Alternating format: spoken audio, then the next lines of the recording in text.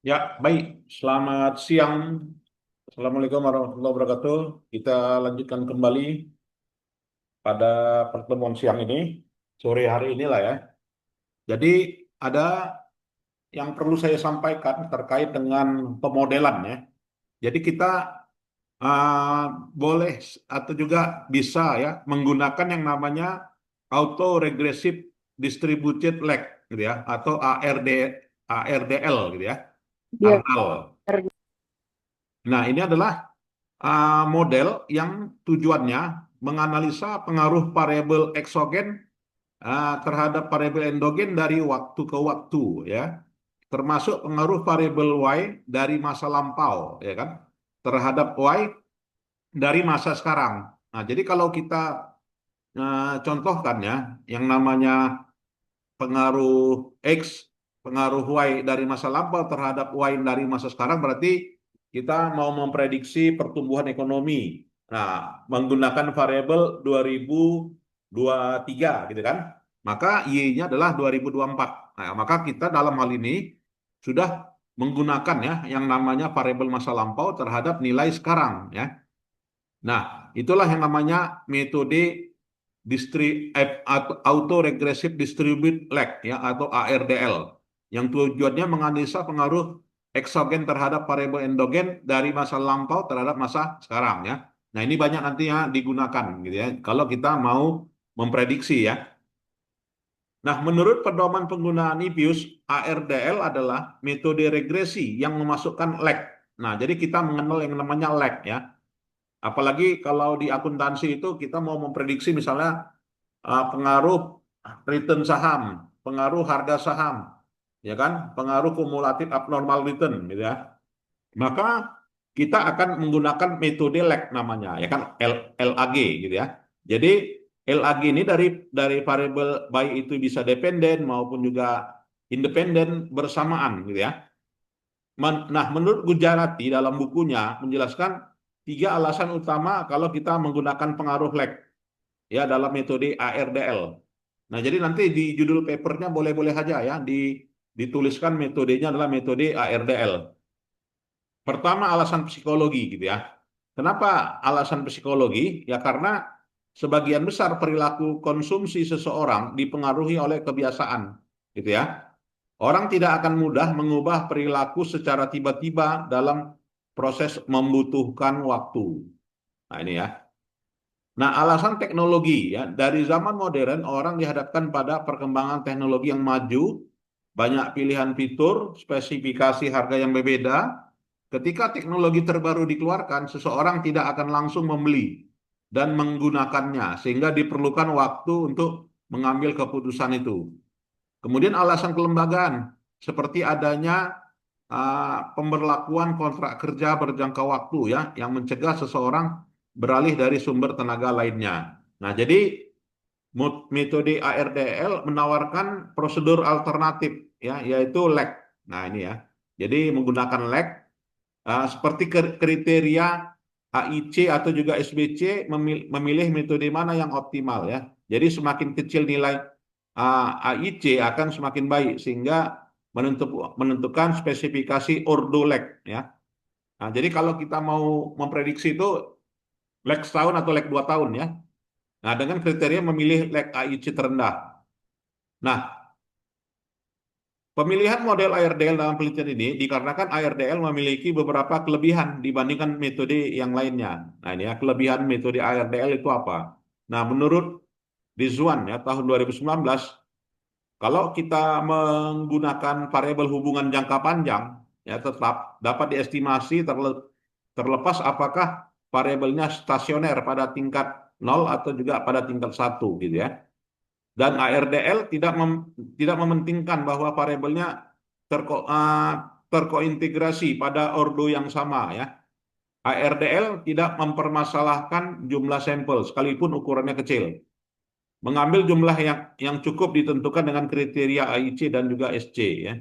Nah, jadi inilah alasan kita menggunakan metode ARDL. Nah, kalau modelnya gimana? Nah, modelnya sebagai berikut ya.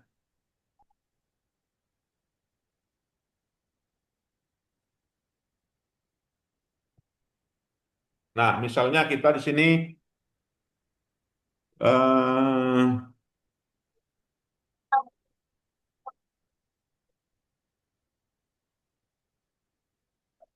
nah ini ya,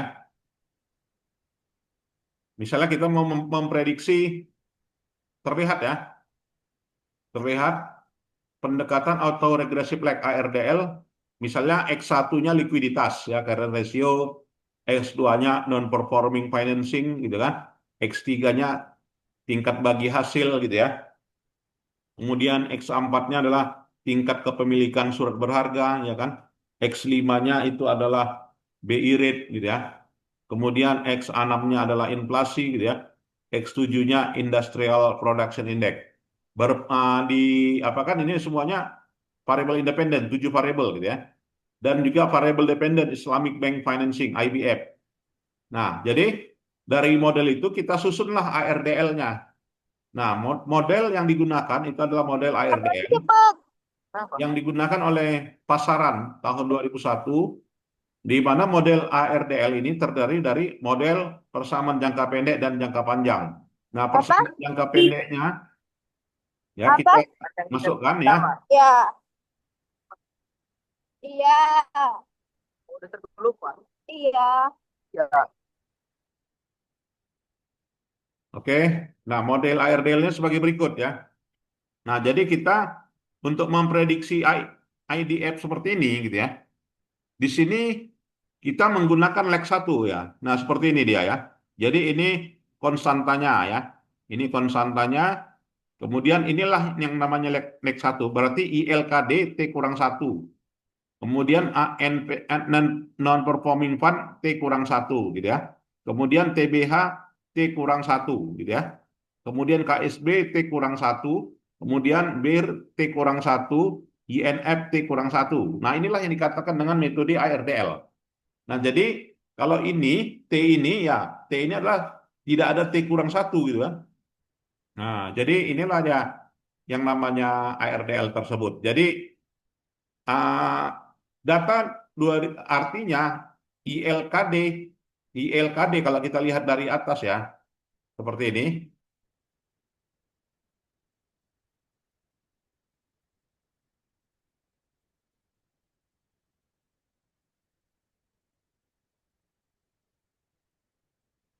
Ya, seperti ini ya. Berarti CL ya, CL 2021 gitu ya. Maka berpengaruh terhadap ya Islamic Bank Finance 2022 ya. Karena legnya leg 1. Nah, jadi karenanya legnya adalah leg 1. ILKD T kurang 1 ya berpengaruh terhadap IBF periode T. Nah, jadi inilah yang namanya ARDL. Silakan aja nanti waktu UASnya boleh kita pakai metode ARDL ya. Di judulnya langsung aja ditulis dengan metode ARDL gitu ya. Nah, itu. Ada alasan-alasan yang mempengaruhinya. Ya, kalau misalnya kita mau, misalnya lah ya, kita mau memprediksi apakah dana alokasi umum berpengaruh terhadap pertumbuhan, gitu kan? Jadi yang namanya dana alokasi umum 2024 akan dirasakan di pertumbuhannya di 2025 kan? Ya, karena dikucurkan di 2024, maka perubahannya terjadi di 2025. Itulah maknanya ya. Jadi ILKD pada periode 2023 akan berdampak pada IBF di periode 2024. Nah, inilah dia. Cukup jelas? Nah, itulah ini persamaan jangka pendek ya kan. Kalau persamaan jangka panjangnya bagaimana? Jadi ini IBF itu adalah Islamic Bank Financing, LKD tadi liquidity, NPF-nya non-performing fund, ya kan? TBH-nya tingkat bagi hasil, KSB-nya tingkat surat berharga, BI rate-nya itu adalah BIR, inflasi adalah INF, Industrial Production Index adalah IPI ya. Jadi alpha 1 sampai alpha 7 parameter jangka pendek ya. Nah, inilah dia. Cukup jelas? Ya, bisa dipraktikkan nantinya ya. Kita dalam mengolah datanya itu. Nah, sedangkan jangka panjangnya gitu ya. Nah, maka IBF T C kurang 1 konstanta ditambah, ya ini ya, BLKD periode T, NPF periode T, TBH periode T, KSB periode T, BIR kode T. Nah, ini jadi tidak T kurang satu untuk jangka panjangnya ya. Nah, itulah dia. Itu aja sederhana ya. Sederhana itu. Nah, inilah dia. Nah, kalau kita contohkan papernya sebagai berikut ya. Ini ada contoh paper.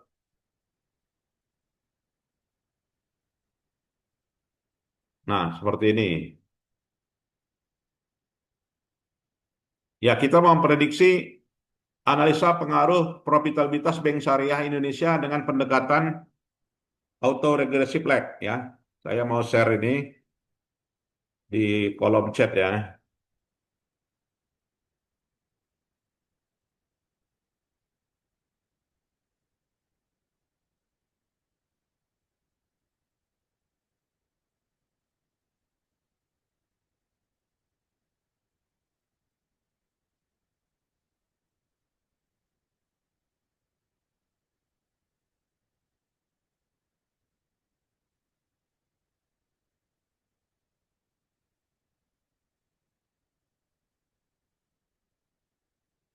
Analisa profitabilitas bank syariah Indonesia dengan pendekatan ARDL ya.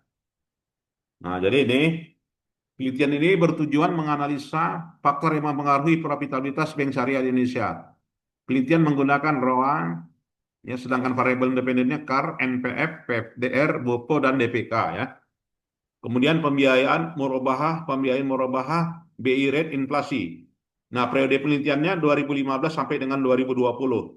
Nah, dengan menggunakan pendekatan ARDL atau Auto Regressive Distribution Lag, penelitian ini menemukan bahwa jangka pendek NPF, FDR, BOPO, dan juga DPK dan pembiayaan murabahah dan inflasi merupakan variabel yang signifikan terhadap profitabilitas ya. Sedangkan dalam jangka panjang, variabel yang signifikan terhadap profitabilitas meliputi CAR, BOPO, DPK, dan juga BI rate. Dan pembiayaan murabahah BOPO merupakan variabel yang berpengaruh terhadap probabilitas. Oleh karena manajemen syariah perlu memperhatikan resiko pada pembiayaan yang menggunakan skema bagi hasil ya. Nah, ini introduction-nya ya kan. Introduction-nya, nah ini perkembangan ROA-nya ya.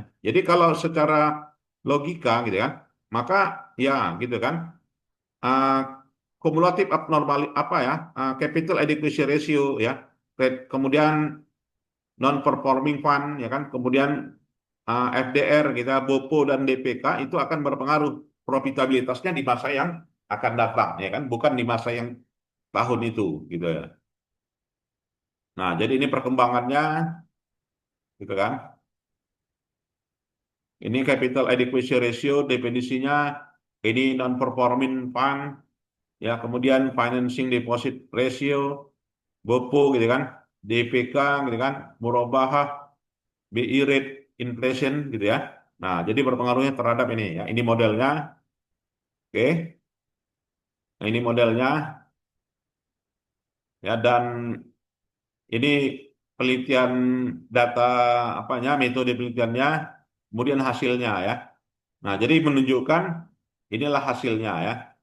Jadi ROA rata-rata deviasinya ya, dan hasil uji stasionernya juga menunjukkan apa ya, stasioner ya di IPIUS ya. Data diolah dengan IPIUS ya. Kemudian hasil uji estimasi ARDL-nya, ROA -1 ya, ROA -2 tidak signifikan ya. Artinya ROA 2000, katakanlah ini tadi 2000 berapa nih ya. Kalau -1 berapa tadi datanya? Nah, berarti gini ya. Ya, ini adalah 2015 sampai 2020, berarti 6 tahun. 6 tahun, ya 6 tahun artinya ROA 2015 gitu kan, akan berpengaruh terhadap profitabilitas di 2016. Nah, ternyata signifikan hasilnya ya. Dibuktikan dari nilai probabilitasnya yang di bawah alfa 5%. Nah, ROA min 2 gitu kan, artinya ROA 2015 memprediksi profitabilitas di 2017 tidak signifikan. Nah, itu ya. Di ROA min 3 tidak signifikan. Ya, artinya ROA 2015 ya kan memprediksi profitabilitas di 2018 kan karena dia 3 tahun kan, lag-nya 3 tahun. Tidak signifikan. Tapi kalau dia 4 tahun baru signifikan. Nah, ulasannya apa? Ya, ulasannya kenapa ROA 4 tahun itu? Ya, mungkin uh, ROA itu kan apa ya? Tingkat pengembalian internal gitu kan. Dalam jangka 4 tahun bisa berpengaruh, sedangkan dalam jangka waktu 2 tahun belum, 2-3 tahun belum, tahun keempat juga belum. Nah, tentu saja ada kita justifikasinya dengan 3 aspek tadi, aspek aspek teknologi gitu kan, dan aspek sebagainya kan gitu ya. Nah, begitu juga akar ya. Jadi gitu analisanya ya. Jadi kita masukkan ya, masukkan nilai min satunya, nilai min duanya, nilai min tiganya, nilai min empatnya ya, karnya juga gitu ya. Karnya untuk pada saat itu tidak signifikan ya. Karmin 1 juga, Karmin 2, Karmin 3, Karmin 4. NPF juga ya, tidak signifikan. Nah, inilah dia ya. Jadi inilah yang namanya ARDL itu ya. Jadi NPF min 1 itu artinya 2015 terhadap 2017 ya. NPF min 2 artinya NPF 2015 2000 eh, ini 2016 ya, ini 2017, ini 2018, ini 2019 ya. Nah, cukup jelas ya. Nggak ada masalah nih. Nah, dan jadi artinya variabelnya kita kembangkan ya. Jadi mau dia min 1, min 2, lag-nya berapa tahun ya. Semuanya dijadikan variabel ya, dijadikan variabel. Nah, sebagai berikut ya. Berpengaruh, tidak berpengaruh gitu ya. Nah, jadi hasilnya di level 10%, ya kan, uji kointegrasinya sebagai berikut ya. Dan inilah hasil URDL jangka pendeknya, signifikan, tidak signifikan. Nah, tentu saja ini kita jelaskan ya. Itu saya kira ya. Untuk jangka panjangnya ARDL-nya, nah tidak ada lag. Ya, ini tidak ada lag ya. Karena dalam hal ini tidak ada min 1 dan sebagainya ya. Cukup jelas ya. Jadi tinggal kita jelasin aja. Kalau jangka panjang kenapa dia positif, kenapa signifikan ya? Artinya karena ini Carbank itu semakin baik, maka posisi modal juga akan baik. Rasio kecukupan modal dapat digunakan menghadapi risiko kerugian yang terjadi. Nah, ini penjelasannya. Dan hasil ini tidak sejalan dengan risetnya si A, si B, si C gitu ya. Nah, ini di penjelasannya. Itu aja ya menurut saya ARDL. Mungkin ada yang mau bertanya, diskusi silakan. Cukup jelas ya. Ya, bahannya juga udah saya share, tolong dipelajari ya. Dan nanti boleh papernya seperti ini, menggunakan metode ARDL ya. Baik, saya kira itu saja ya. Kalau tidak ada, tersampaikanlah metode ARDL ini ya. Ada lagi yang mau bertanya? Ya, kalau tidak ada, saya kira itu saja yang perlu saya sampaikan. Terima kasih, selamat sore ya. Ya, boleh meninggalkan ruangan. Kasih Prof. Ya, sama-sama. Makasih, Pak. Ya. Makasih Pak. Ya.